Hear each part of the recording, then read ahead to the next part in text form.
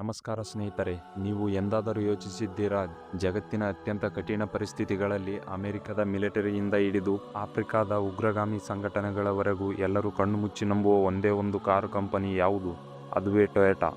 ಇನ್ನು ನಮ್ಮ ಭಾರತಕ್ಕೆ ಬಂದರೆ ನಮ್ಮ ದೇಶದ ರಾಜಕಾರಣಿಗಳು, ದೊಡ್ಡ ಉದ್ಯಮಿಗಳು BMW ಅಥವಾ ಮರ್ಸಿಡಿಸ್ ಕಾರುಗಳನ್ನು ಖರೀದಿಸುವ ಬದಲು ಕೋಟಿ ರೂಪಾಯಿ ಖರ್ಚು ಮಾಡಿ ಟೊಯೋಟಾ ಫಾರ್ಚುನರ್ ಅಥವಾ ಇನೋವಾ ಕಾರುಗಳನ್ನೇ ಯಾಕೆ ಖರೀದಿಸುತ್ತಾರೆ? ಇವತ್ತು ಜರ್ಮನಿಯ ವೋಕ್ಸ್ ವ್ಯಾಗನ್ ಅಥವಾ ಅಮೆರಿಕದ ಟೆಸ್ಲಾ ಕಂಪನಿಗಳಿಗಿಂತಲೂ ಅತಿ ಹೆಚ್ಚು ಕಾರುಗಳನ್ನು ಮಾರಾಟ ಮಾಡುವ ಜಗತ್ತಿನ ನಂಬರ್ 1 ಕಂಪನಿ ಅಂದರೆ ಅದು ಟೊಯೋಟಾ.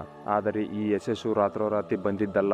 ಇದರ ಹಿಂದೆ ಜಪಾನ್ ದೇಶದ ಒಂದು ಇಡೀ ತಲೆಮಾರಿನ ರಕ್ತ ಮತ್ತು ಬೆವರಿನ ಕಥೆ ಇದೆ. ಒಂದು ಕಾಲದಲ್ಲಿ ಬಟ್ಟೆ ನೇಯುವ ಮಗ್ಗವನ್ನು ತಯಾರು ಮಾಡುತ್ತಿದ್ದ ಜಪಾನ್ನ ಒಂದು ಸಣ್ಣ ಕುಟುಂಬ ಇಡೀ ಜಗತ್ತಿನ ಆಟೋಮೊಬೈಲ್ ಸಾಮ್ರಾಜ್ಯವನ್ನೇ ಹೇಗೆ ಬದಲಾಯಿಸಿತು? ಟೊಯೋಟಾ ಕಾರುಗಳು ಲಕ್ಷಾಂತರ ಕಿಲೋಮೀಟರ್ಗಳು ಓಡಿದರೂ ಇಂಜಿನ್ ಯಾಕೆ ಕೆಡುವುದಿಲ್ಲ? ಇವತ್ತಿನ ಈ ವಿಡಿಯೋದಲ್ಲಿ ನಾವು ಟೊಯೋಟಾ ಉತ್ಪಾದನಾ ವ್ಯವಸ್ಥೆಯ ಆ ಸೀಕ್ರೆಟ್ ಮತ್ತು ಅವರ ಭವಿಷ್ಯದ ತಂತ್ರವನ್ನು ಸಂಪೂರ್ಣವಾಗಿ ತಿಳಿದುಕೊಳ್ಳೋಣ. ವಿಡಿಯೋ ಶುರು ಮಾಡೋ ಮೊದಲು ವಿಡಿಯೋವನ್ನು ಲೈಕ್ ಮಾಡಿ ಮತ್ತು ನಮ್ಮ ಚಾನಲನ್ನು ಸಬ್ಸ್ಕ್ರೈಬ್ ಆಗೋದನ್ನು ಮರೆಯಬೇಡಿ. ನಮ್ಮ ಕತೆ ಇವತ್ತಿನ ಟೊಯೋಟಾ ಕಂಪನಿಯಿಂದ ಶುರುವಾಗುವುದಿಲ್ಲ. ಇದು ಶುರುವಾಗುವುದು 19ನೇ ಶತಮಾನದ ಕೊನೆಯಲ್ಲಿ ಜಪಾನ್ನಲ್ಲಿದ್ದ ಸಕಿಚಿ ಟೊಯೋಡಾ ಅವರಿಂದ. ಇವರನ್ನು ಜಪಾನ್ನ ಕಿಂಗ್ ಆಫ್ ಇನ್ವೆಂಟರ್ಸ್ ಎಂದು ಕರೆಯಲಾಗುತ್ತದೆ. ಸಕಿಚಿ ಅವರು 1924ರಲ್ಲಿ ಒಂದು ಅದ್ಭುತವಾದ ಸ್ವಯಂಚಾಲಿತ ಬಟ್ಟೆ ನೇಯುವ ಮಗ್ಗವನ್ನು ಕಂಡುಹಿಡಿದರು.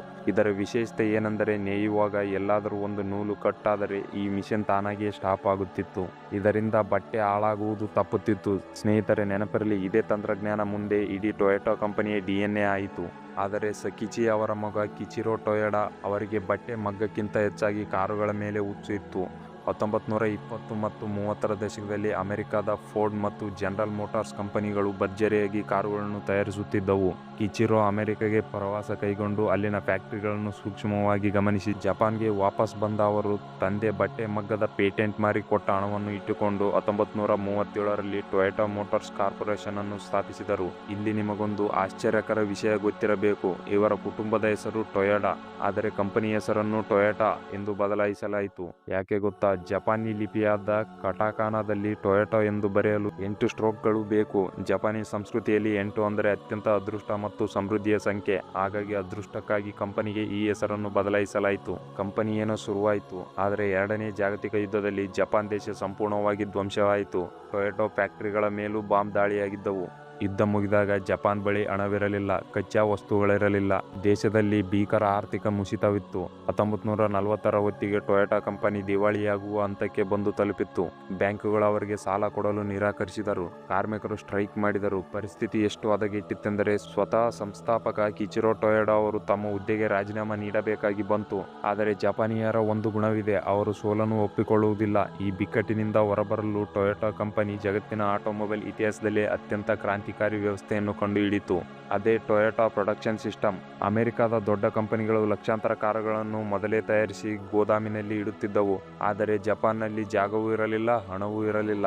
ಹಾಗಾಗಿ ಟೊಯೋಟಾ ಇಂಜಿನಿಯರ್ ಆದ ತೈಚಿ ಓನೋ ಅವರು ಒಂದು ಹೊಸ ಐಡಿಯಾವನ್ನು ಮಾಡಿದರು. ಅದೇ ಲೀನ್ ಮ್ಯಾನುಫ್ಯಾಕ್ಚರಿಂಗ್. ಸ್ನೇಹಿತರೆ, ಈ ಭಾಗವನ್ನು ತುಂಬಾ ಸೂಕ್ಷ್ಮವಾಗಿ ಗಮನಿಸಿ. ಇವತ್ತು ಜಗತ್ತಿನ ಪ್ರತಿಯೊಂದು ಬಿಸಿನೆಸ್ ಸ್ಕೂಲ್ಗಳಲ್ಲಿ ಟೊಯೋಟಾ ಪ್ರೊಡಕ್ಷನ್ ಸಿಸ್ಟಮ್ ಅನ್ನು ಪಾಠವಾಗಿ ಮಾಡಲಾಗುತ್ತದೆ. ಇದರಲ್ಲಿ 3 ಪ್ರಮುಖ ತತ್ವಗಳಿವೆ. ಮೊದಲನೆಯದು ಜಸ್ಟ್ ಇನ್ ಟೈಮ್. ಅಮೆರಿಕದ ಕಂಪನಿಗಳು ಕಾರುಗಳನ್ನು ಮೊದಲೇ ದೊಡ್ಡ ಪ್ರಮಾಣದಲ್ಲಿ ತಯಾರಿಸಿ ಇಟ್ಟುಕೊಳ್ಳುತ್ತಿದ್ದವು. ಇದರಿಂದ ಬಿಡಿ ಭಾಗಗಳು ವೇಸ್ಟ್ ಆಗುತ್ತಿದ್ದವು. ಆದರೆ ಟೊಯೋಟಾ ಏನು ಮಾಡಿತೆಂದರೆ, ಗ್ರಾಹಕರಿಂದ ಕಾರಿಗೆ ಆರ್ಡರ್ ಬಂದಾಗ ಮಾತ್ರ ಆ ಕಾರಿಗೆ ಬೇಕಾದ ಪಾರ್ಟ್ಸ್ ಅನ್ನು ಸಪ್ಲೈಯರ್ಸ್ನಿಂದ ತರಿಸಿಕೊಳ್ಳುತ್ತಿದ್ದರು. ಫ್ಯಾಕ್ಟರಿಯಲ್ಲಿ ಯಾವುದೇ ವಸ್ತು ವೇಸ್ಟ್ ಆಗಿ ಬಿದ್ದಿರುತ್ತಿರಲಿಲ್ಲ. ಇದರಿಂದ ಇವರ ಕೋಟ್ಯಂತರ ರೂಪಾಯಿ ಹಣ ಮತ್ತು ಜಾಗ ಉಳಿಯಿತು. ಎರಡನೆಯದು ಜಿಡೋಕಾ ಅಥವಾ automation with a human touch. ನೆನಪಿಟ್ಟುಕೊಳ್ಳಿ, ನಾನು ಆರಂಭದಲ್ಲೇ ಅವರ ಬಟ್ಟೆ ಮಗ್ಗದ ಬಗ್ಗೆ ಹೇಳಿದ್ದೆ, ನೂಲು ಕಟ್ ಆದರೆ ಮಿಷಿನ್ ನಿಲ್ಲುತ್ತಿತ್ತು ಅಂತ.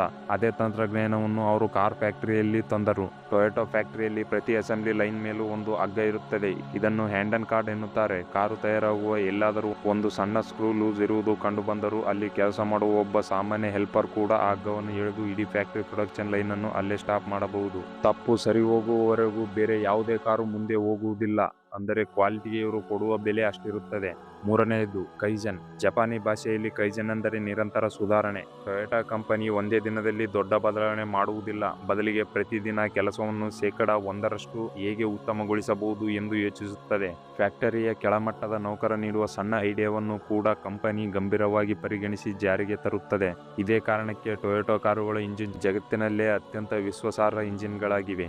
ಈ ಅದ್ಭುತ ತಂತ್ರಜ್ಞಾನದಿಂದಾಗಿ 1970ರ ದಶಕದಲ್ಲಿ ಅಮೆರಿಕದಲ್ಲಿ ತೈಲ ಬಿಕ್ಕಟ್ಟು ಉಂಟಾದಾಗ ಅಮೆರಿಕದ ದೊಡ್ಡ ದೊಡ್ಡ ಕಾರುಗಳು ಮೈಲೇಜ್ ಇಲ್ಲದೆ ಫೇಲ್ ಆದವು. ಆದರೆ ಟೊಯೋಟಾದ ಸಣ್ಣ ಮತ್ತು ಮೈಲೇಜ್ ಕೊಡುವ ಕಾರುಗಳು ಅಮೆರಿಕದ ಮಾರ್ಕೆಟ್ ಅನ್ನು ಧೂಳಿಪಟ ಮಾಡಿದವು. 2000ರ ದಶಕದ ವೇಳೆಗೆ ಟೊಯೋಟಾ ಜಗತ್ತಿನ ಅತಿದೊಡ್ಡ ಕಾರ್ ಉತ್ಪಾದನಾ ಕಂಪನಿಯಾಗಿ ಹೊರಹೊಮ್ಮಿತು. ಇನ್ನು ಭಾರತದ ಕತೆಗೆ ಬರೋಣ. ಭಾರತದಲ್ಲಿ ಟೊಯೋಟಾ ಕೇವಲ ಒಂದು ಕಾರ್ ಕಂಪನಿಯಲ್ಲ, ಅದೊಂದು ಸ್ಟೇಟಸ್ ಸಿಂಬಲ್. 1990ರ ದಶಕದಲ್ಲಿ ಟೊಯೋಟಾ ಕ್ವಾಲಿಸ್ ಕಾರಿನ ಮೂಲಕ ಭಾರತಕ್ಕೆ ಎಂಟ್ರಿ ಕೊಟ್ಟಿತು. ಕ್ವಾಲಿಸ್ ಸೂಪರ್ ಹಿಟ್ ಆಯಿತು. ಆದರೆ ಟೊಯೋಟಾ ಅದನ್ನು ಧೈರ್ಯವಾಗಿ ನಿಲ್ಲಿಸಿ ಇನೋವಾ ಅನ್ನು ಪರಿಚಯಿಸಿತು. ಭಾರತದ ಜಂಟಿ ಕುಟುಂಬಗಳಿಗೆ ಮತ್ತು ಟ್ರಾವೆಲ್ ಏಜೆನ್ಸಿಗಳಿಗೆ ಇನೋವಾ ಒಂದು ವರಪ್ರಸಾದವಾಯಿತು. ಇದಾದ ನಂತರ ಬಂದಿದ್ದೆ ಟೊಯೋಟಾ ಫಾರ್ಚುನರ್. ಭಾರತದ ರಾಜಕೀಯದಲ್ಲಿ ಫಾರ್ಚುನರ್ ಕಾರಿಗೆ ಇರುವ ಕ್ರೇಜ್ ರೋಲ್ ರಾಯ್ಸ್ಗೂ ಇಲ್ಲ.